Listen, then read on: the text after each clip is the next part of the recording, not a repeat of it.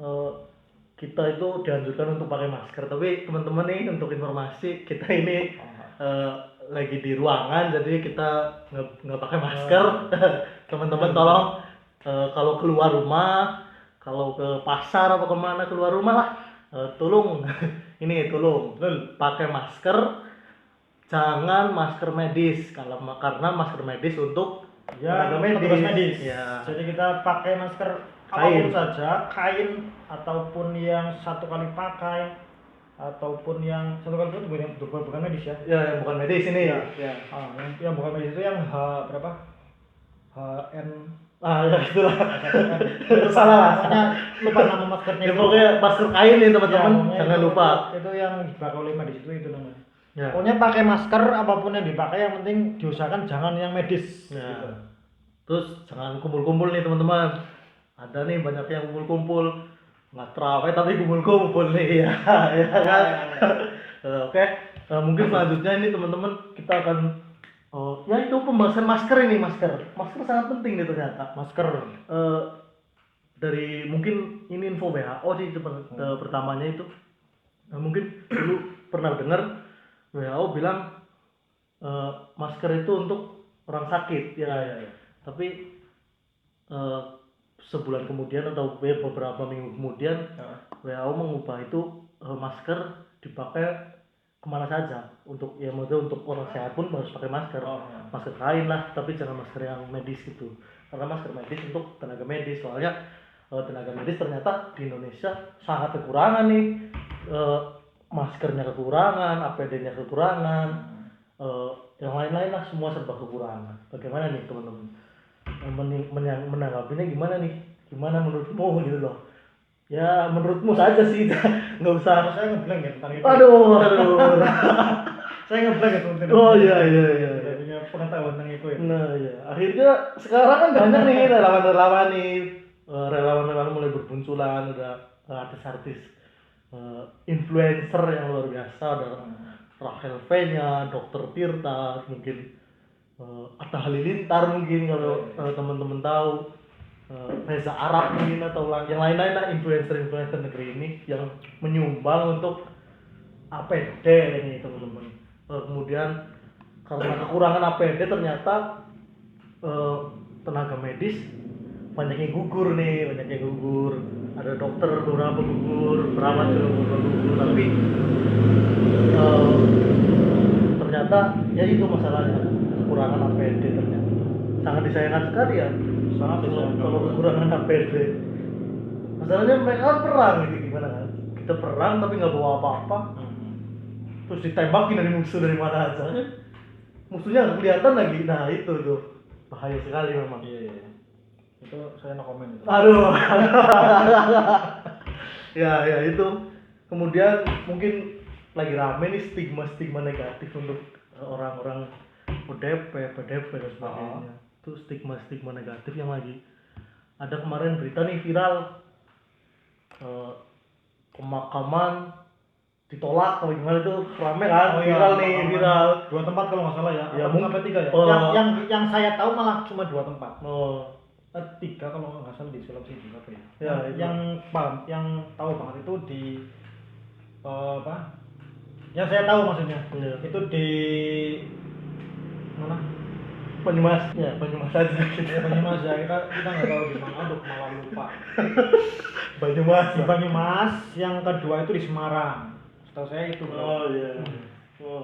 Kalau di Semarang itu perawat ya? Perawat. Nah itu tuh, gimana nih perawat nih, gimana? Ya kalau itu juga sebenarnya, ini logikanya tuh gini ya. Itu ya nggak. Kalau menurut ya, gimana? Ini logikanya gini. Perawat ngobatin yang sakit nih. Ngobatin yang sakit, masyarakat yang sakit kan, ngobatin. Dia ketularan nih, sampai meninggal, sampai gugur. Kemudian mau dimakamkan, ditolak sama masyarakat. Ya masyarakatnya gimana dong? Ya kalau saya lihat itu sebenarnya sangat disayangkan lah ya. Masyarakat kenapa bisa menolak jenazah COVID? Itu kan menurut pandangannya masyarakat. Ini menurut saya.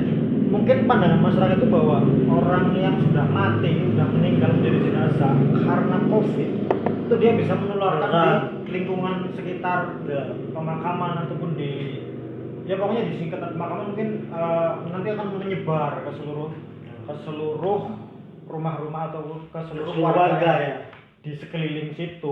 Mungkin pemikiran dari masyarakat seperti itu pertama. Yang kedua, sepertinya ada miskoordinasi antara pemerintah kabupaten, entah itu dinas kesehatan, entah itu dari pemerintah kabupatennya untuk menginformasikan kepada jajaran di bawahnya, entah itu camat, desa, RT, RW untuk memberitahu bahwa akan ada di tempat itu mau dilakukan pemakaman gitu loh.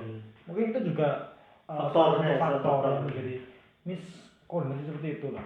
Tapi menurut pribadi gimana? Salah atau benar nih? Untuk yang nolak. Kalau yang nolak itu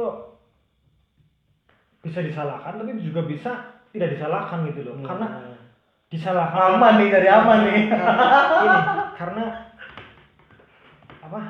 Mereka itu tidak tahu gitu loh, tidak tahu bahwa sebenarnya jenazah apa itu tadi korban COVID kalau sudah meninggal itu dia tidak bisa menyebarkan gitu loh.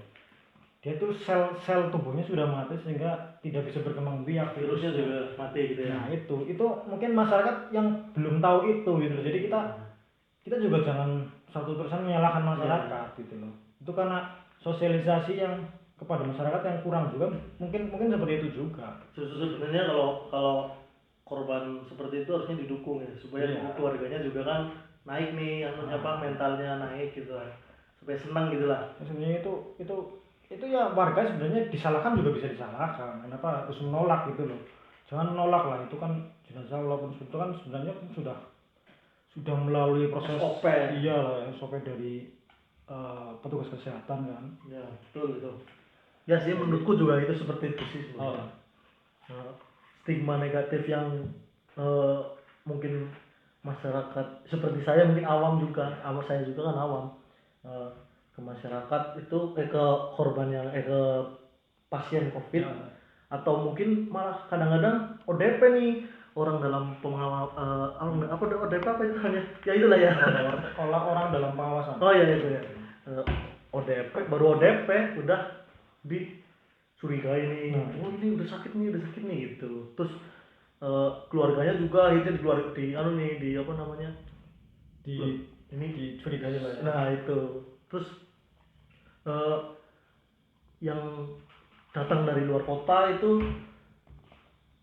mereka tidak dicurigai sebenarnya, cuma supaya supaya aman mungkin mereka disuruh karantina mungkin ya. Kalau pemerintah kan nyuruhnya memang seperti itu kan, karantina gitu kan. Harusnya kalau mereka mematuhi karantina ya mungkin aman sih mungkin begitu kan. Terus yang sebenarnya menjadi kecurigaan yang sangat besar sekarang itu adalah OTG. OTG itu apa OTG? Orang tanpa gejala. Oh, sehat-sehat saja gitu. Iya, yang sebenarnya itu dia kelihatannya sehat, sebenarnya dia bawa virus. Kayak kita ini sebenarnya bisa juga ya. Iya. Benar. Juga kan seperti itu. Terus kasihan yang memang punya bawaan ya, maksudnya punya penyakit bawaan ya kan. Biasanya itu yang lebih rentan. Nah, itu antibodinya lemah. Nah gitu sih. Tapi berarti ini untuk stigma negatif, sebaiknya nih masyarakat jangan memberikan stigma negatif ke keluarga korban mungkin, keluarga pasien mungkin atau lain-lain lah. Kalau ketika mereka udah sembuh, jadi diterima lagi ke masyarakat gitu kan. Kalau belum sembuh pun, ayo didukung supaya kadang-kadang kan imunitas sepertinya stres juga kan mempengaruhi mungkin ya. Kalau mikir kayak gitu sebenarnya saya jadi berpikir lagi, kan ada orang yang sudah sembuh, tapi kemudian dia terkena lagi, terinfeksi lagi. Itu yang jadi pertanyaan saya itu, apakah dia itu benar-benar sembuh atau dia itu sebenarnya itu masih ada virus, cuma dia tidak terdeteksi, atau memang dia sudah sembuh terus kemudian dia keluar atau kemana ke tempat yang apa itu tempat red zone lah ya, red iya zone. red zone zona merah kemudian dia tertular lagi apa gimana gitu itu jadi pertanyaan saya sebenarnya. Dan kalaupun misalnya itu seperti itu pulang terus kemudian ternyata dia itu kelihatan sehat dan ternyata dia belum sehat, itu kan berarti ini ada apa ini? Iya, Apakah virus corona itu sebenarnya tidak bisa 100% hilang dari tubuh seseorang ketika dia sudah pernah terinfeksi apa gimana? Itu jadi pertanyaan saya. Ya. Saya tidak bisa jawab jadi. Ya itu pertanyaan itu seharusnya saya tanyakan kepada ahli. Iya, ya, kita nanti mungkin episode selanjutnya mungkin kita akan ngundang ahlinya nih. Ahli dari mana saja, yang penting dia Bisa tahu. nanti kita pikirkan kalau ada waktu tadi. Iya.